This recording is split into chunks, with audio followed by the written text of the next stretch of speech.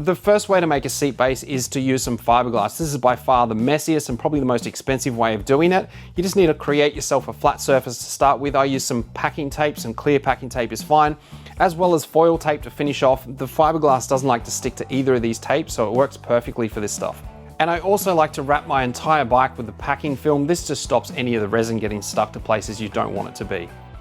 So here are the items you're going to need to make the seat base. Some chopped strand mat, gloves, some clear tape, foil tape, the resin, you're going to need the hardener, something to mix it in or measure it in, some clear glasses, just your safety gear, because obviously this stuff puts off a lot of dust, and this fancy little roller, which you'll see in a minute what it does. And also your garage or shed stereo.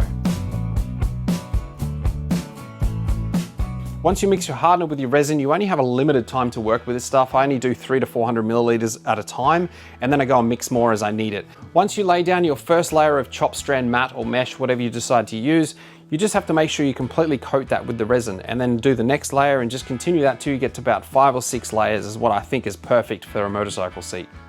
For any areas you think you might need a little bit more strength, you can always add a layer or two extra.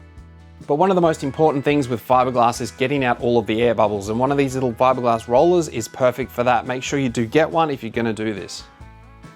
And as you can imagine, all of this takes quite a bit of time by the time you prep the bike and get it ready, put the mesh down, and then clean up all of the stuff that you have to take off later.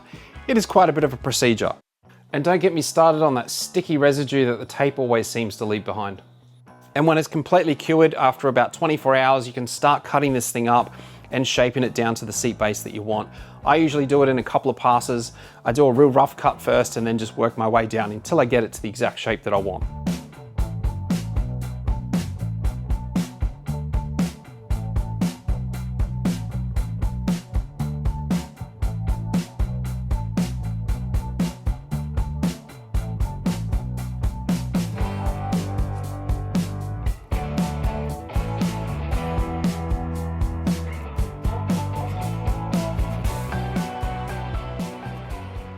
Or if you throw this stuff in the oven, this is a thermal plastic designed specifically for seat bases, and all you have to do to work it is just spot heat it, and you can heat it up and cool it down as many times as you want. How I usually set it is I usually heat it up to the spot that I want, bend it down, and then put some compressed air on it, and that cools it down enough to keep it in that spot. Or you can also use some cold water. I usually make a seat base with this is I get it roughly in the shape that I want, and then I just go around and start manipulating those small little areas here and there until I get it right.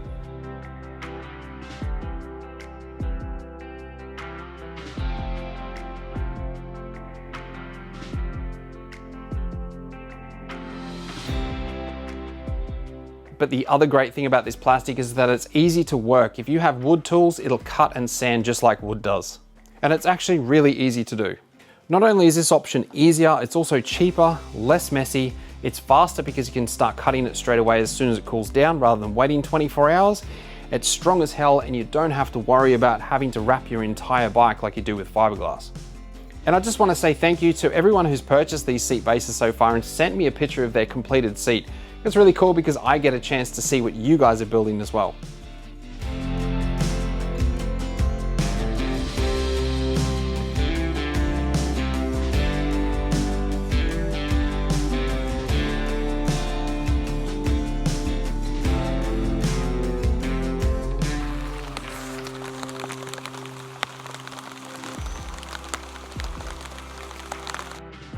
So I've made heaps of these seat bases in the past with this thermal plastic, and I absolutely love it. I think it's the cleanest, easiest, fastest way to make a seat base. But what I normally do is heat up the edges here and I curve it down around the subframe. I didn't do that on this one, and I want to try something a little bit different. So just adding a piece of aluminium strip down the center, I'll curve it to the seat base itself, rivet it down, it'll be under the foam, you won't be able to see it or feel it. And that'll just fix up any of the flex going this way, because as you can see, it's got a tiny bit of flex. Nothing else is going to flex any other direction. It's just that way because I haven't obviously bent the edges down. I do suggest doing the edge bending if you decide to do this yourself. It'll just add to the strength of the seat if you do it like that.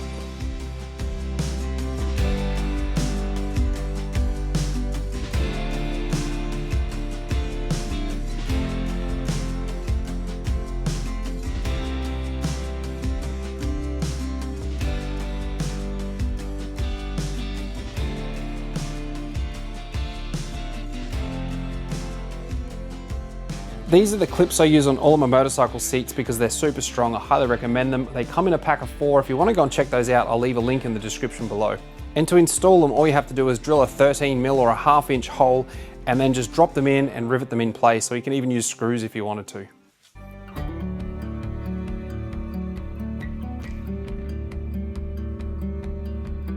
So I've kind of painted myself into a bit of a corner here with these front seat clips. As you can see, the rear ones are easy because you can get to the underside and mark the underside of your seat base and work out exactly where they need to be. Whereas the front ones, the brace that goes across is attached to the electrics tray and it's a box. So once you put the seat base on, you can't get inside there. So this is my quick little workaround.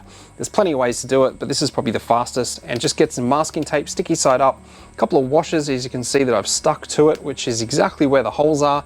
So then now when I put the seat base on top, it should stick to it, and when I peel it off, I'll be able to know exactly where those holes are.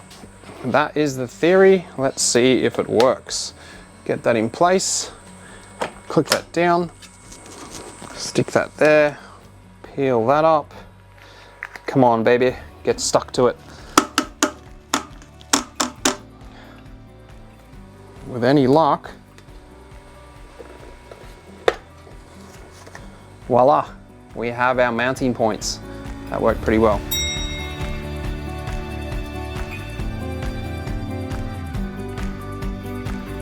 I'm just putting 2 rivets in everything at the moment, but eventually once everything's powder coated, the seat is upholstered, we'll do 4 rivets on everything just to make sure it's fully secure.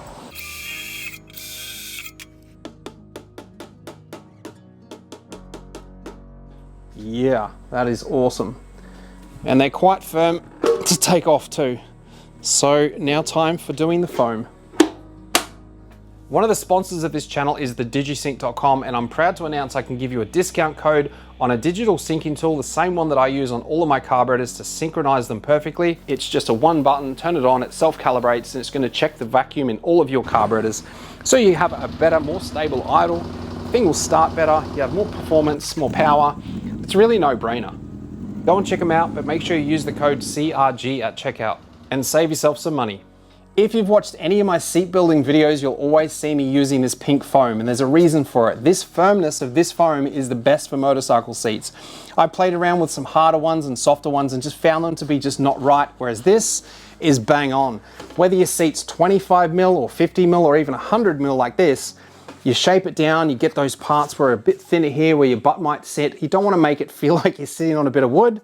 That's why I use this stuff, because it's kind of perfect even if it's only a thin seat. If I've cut it to size and made it available for you guys as well if you want to grab some, it's on our website. For anyone who's interested in the CB360, I'll just give you a quick walk around and show you what we've done so far and just tell you what we're about to do to it. So we've got new grips, we've got new handlebars, we have cleaned up the forks, we've put gaiters on because they're a little bit pitted and we're trying to do this as a budget build. We've painted the wheels, we've cleaned them up completely and painted them. As you can see, we've given a little bit of a polish on the front forks. The exhaust has been completely painted with heat paint, so they've been cleaned and painted and wrapped, as you can see. The engine has been cleaned up and painted, and also cleaned the fins to give it a bit of a different look. The carburetors still need to be worked on. The electrics tray has been built. We're going to keep the original side panels on this and the original air filter boxes which go in here. So that's why this box is so big. And there's another reason which I'll tell you in a sec. As you know, we've just done that. We're about to foam it. So the electrics tray is going to house all of the brand new components because this bike's getting completely rewired. A new regulator rectifier, a new starter solenoid, we're going to have a new lithium battery, and also the control hub, which is the TC3M, which is the one that will allow me to use latchable buttons or the press buttons. As you can see, we've got the press buttons at the moment. Not sure which way we're going to go there, so stay tuned for the wiring video on this because that's going to be pretty cool. If you're looking at getting one of these control hubs for your motorcycle that simplifies your wiring, it comes with a wiring loom, as well as we'll make you a full custom wiring diagram specific for your bike and your custom setup. We're actually running a promo at the moment, so use the discount code CRG4U. This TC3M is the model that I'll be using on this particular motorcycle. So the next 20 of these that we sell, we're going to throw in a set of 3-button switches. You can see there's 2 buttons on the front and also 1 on the back there. Pretty damn cool to go with your unit. So just make sure you do use that discount code at checkout, CRG4U. And don't worry, there is some fabrication still to come on this bike, and I'm going to share the process with you. I've got to do some gauge cups with some lights. I've got to do a headlight bracket, front fender, rear fender, and we're even going to do a luggage rack on the back of this, because this is kind of like a brat style bike, if you will. The easiest way that I've found to shape and cut the foam, use a 120 grit flapper disc on a grinder to get your really aggressive cuts, and you can also use an electric bread knife to cut this stuff. It goes through it like butter. But then the fine tuning of the shaping comes, and I'll show you that in a second. The glue that I recommend is a Sally's Quick Grip Horizontal. This stuff is what the upholsterers use. It's fantastic. It's a contact adhesive, so you put it on both surfaces, wait for it to get tacky, and then put the two together.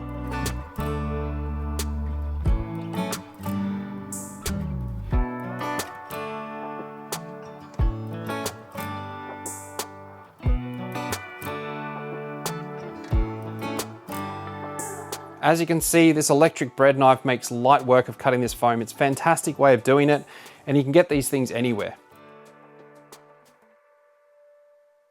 Just make sure when you do shape the foam that you leave the center of the seat a little bit higher than the sides. Don't do it the other way around, otherwise you'll end up with a bit of a trampoline effect when you put the fabric over it, if that makes sense.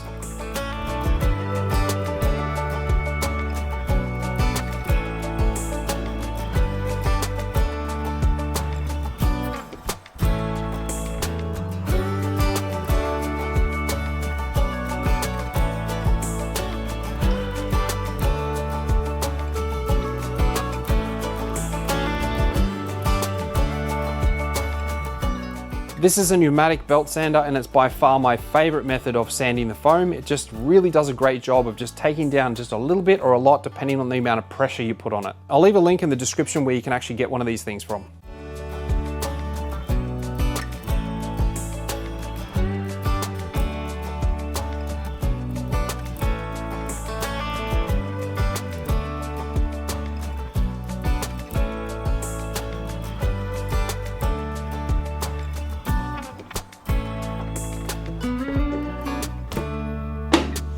And as you can see, that is the seat now complete, ready for the upholsterer to do his thing.